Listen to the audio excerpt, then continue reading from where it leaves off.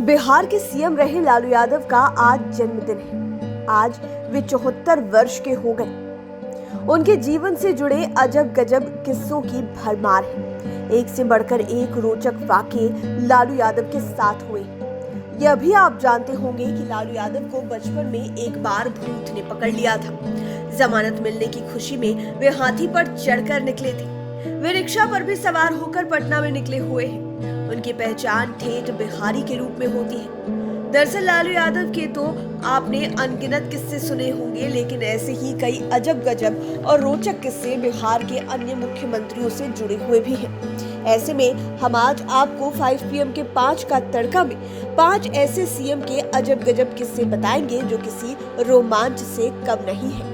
जीतन राम मांझी इस लिस्ट में 5वें नंबर पर है। अपने विवादित बयानों से हमेशा सुर्खियां बटोरने वाले जीतन राम मांझी 2014 में बिहार के सीएम बने थे। ये 20 मई 2014 से 20 फरवरी 2015 तक सीएम रहे थे। लेकिन एक समय था जब जीतन राम मांझी चूहा खाते थे। दरअसल उन्होंने 2014 में मीडिया से बात करते हुए स्वीकार किया था कि वे खुद कभी चूहा मारकर खाते थे।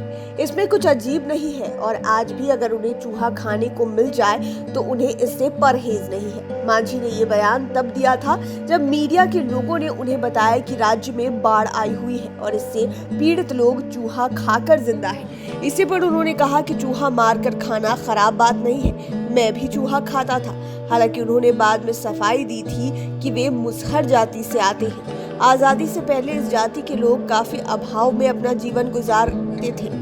उस समय इस जाति को पेट भरने के लिए अनाज नहीं मिल पाता था। तब मजबूरी में पेट भरने के लिए वे चूहा मारकर खाते थे। इस लिस्ट में चौथे नंबर पर है राबड़ी देवी। मुख्यमंत्री बनने के बाद राबड़ी देवी इतनी घबरा गई थी कि वह घर की चप्पल में ही सीएम पद की शपथ लेने पहुंच गई थी। तब नेल पॉलिश भी उखड़ी हुई थी। दरअसल लालू यादव के बारे में जब यह फाइनल हो गया कि चारा घोटाले में उनका जेल जाना तय है, तब उन्होंने आनन फानन में फैसला कर लिया कि मुख्यमंत्री की गद्दी पर राबड़ी देवी बैठेंगी। उस समय राबड़ी देवी हाउसवाइफ के अलावा कुछ नहीं थी। तब बहुत लोग उनका नाम तक नहीं जानते थे। वे घर परिवार और किचन संभालती थी, लेकिन एक बार जब उन्होंने घर की देहरी लांघी तो सीधे सीएम पद की शपथ लेने राजभवन पहुंच गई। रातों रात यह बदलाव 25 जुलाई 1997 को हुआ था। लालू यादव उस दिन विधानमंडल की बैठक में अकेले पहुंचे थे।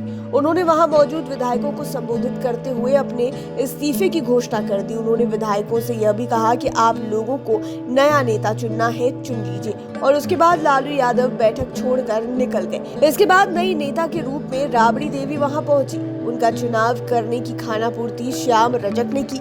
राबड़ी देवी अपने चारों ओर मची सियासी उधम से इतनी घबरा गई थी कि क्या करना है उन्हें समझ में ही नहीं आ रहा था। यही वजह रही कि जब वे सीएम पद की शपथ ग्रहण के लिए राजभवन पहुंची तो उस समय राबड़ी देवी घर की चप्पलों में ही थी।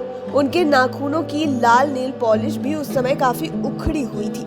बिहार के वर्तमान सीएम नीतीश कुमार इस लिस्ट में तीसरे नंबर पर है। बहुत कम लोग जानते हैं कि उनके बचपन का नाम मुन्ना है। गांव समाज के लोग उन्हें इसी नाम से जानते हैं। मुन्ना से मुख्यमंत्री तक का सफर बचपन के कई किस्सों से मिला जुला है। इनमें से एक किस्सा परीक्षा से जुड़ा हुआ है। कहा जाता है कि इनके दोस्तों के बीच कभी किसी बात पर बहस हो जाती तो सबों को नीतीश कुमार ही समझाते थे और उनमें दोस्ती करवाते थे। वे तब भी मुखिया की भूमिका में एक पेड़ के नीचे बैठ जाते थे और हर मसले को सुलझा लेते थे। इसी तरह एक वाकया मैट्रिक परीक्षा से जुड़ा हुआ है। गणित का पेपर चल रहा था। मुन्ना यानी कि नीतीश कुमार परीक्षा में अपना पेपर लिख ही रहे थे कि परीक्षा समाप्ति की घंटी बज गई। तब टीचर ने उनके हाथ से पेपर छीन लिया। इस कारण वे गणित में 100 मार्क्स नहीं ला सके। इस बात को इन्होंने गंभीरता से लिया। फिर मुख्यमंत्री बनते ही उन्होंने एक नियम लागू कराया जिसके तहत हर छात्र को परीक्षा के अंत में 15 मिनट का अतिरिक्त समय दिया जाता है ताकि स्टूडेंट सवाल का जवाब ठीक से मिलान कर सके। कर्पूरी ठाकुर इस लिस्ट में दूसरे नंबर पर हैं। वे निहायत ही ईमानदार मुख्यमंत्री थे। आपको अंदाजा नहीं होगा कि वे और उनके परिवार के लोग कितने साधारण ढंग से जीते थे। उनकी पत्नी भी काफी सादगी में रहती थी। एक बार की बात है, कर्पूरी ठाकुर जब मुख्यमंत्री बने थे तब उनकी पत्नी और परिवार के लोग रहने के लिए पटना पहुंच गए थे। इस पर कर्पूरी ठाकुर ने खर्च की दुहाई दी थी। कहा कि मेरी इतनी कमाई नहीं है कि पटना में घर का खर्च चला सकूं। इसके बाद परिवार के लोग गांव लौट गए। इसी तरह बेटी की शादी भी उन्होंने काफी सादगी से की थी। किसी भी बड़े नेता या फिर मंत्री को न्योता नहीं दिया। बेटी की शादी में वे खुद जब शामिल हुए तो सरकारी गाड़ी को गांव के बाहर ही छोड़ दिए थे। यहाँ तक कि शादी के दिन तो हेलीकॉप्टर की उड़ान पर बैन लगा दिया गया था ताकि शादी में कोई मंत्री हेलीकॉप्टर से ना पहुंच जाए। गांव में उनकी पत्नी भी काफी सादगी से रहती थी।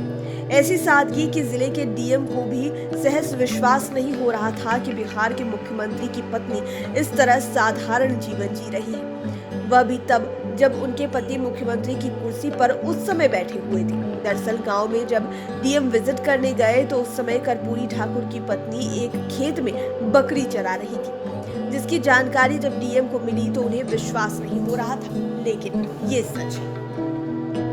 बिहार के पहले सीएम रहे श्री बाबू यानी कि श्री कृष्ण सिंह इस लिस्ट में पहले नंबर पर है। ये एकमात्र ऐसे मुख्यमंत्री रहे जिनका निधन मुख्यमंत्री की कुर्सी पर रहते हुए हुआ था। लेकिन श्राद्ध कर्म के बाद जब इनकी तिजोरी खोली गई तो वहां मौजूद तमाम लोग देखकर दंग रह गए। कुछ तो इतने इमोशनल हो गए कि पूछिए मत। वे लोग कल्पना तक नहीं किए थे कि बिहार के प्रथम सीएम डॉक्टर श्री कृष्ण सिंह की तिजोरी से ये सब चीजें निकलेंगी।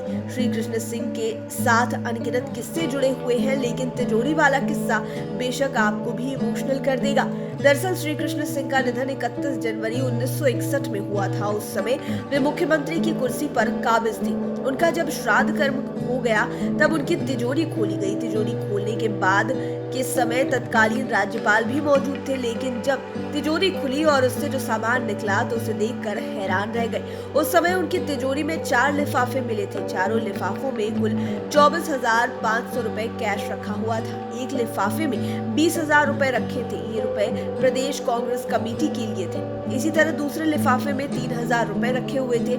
ये रुपए तत्कालीन मुनीम जी की बेटी की शादी के लिए रखे गए थे। तीसरे लिफाफे को जब खोला गया तो उसमें 1,000 रुपए थे। ये रुपए महेश प्रसाद सिन्हा की छोटी बेटी के लिए थे और चौथे लिफाफे में थे मात्र 500 रुपए, जो कि उनके विश्वस्त नौकर के लिए थे। यानी कि श्री बाबू को अपने निधन का एहसास हो गया था और उन्होंने अपने बाद कुछ विश्वस्त लोगों के लिए रुपए छोड़े थे ताकि उन्हें किसी भी प्रकार की कोई भी दिक्कत ना हो। उम्मीद है ये वीडियो आपको पसंद आया होगा। इसी तरह के वीडियोस के लिए हमारे चैनल 5 PM को सब्सक्राइब कर लें, साथ ही फेसबुक पेज को भी लाइक करें। धन्यवाद।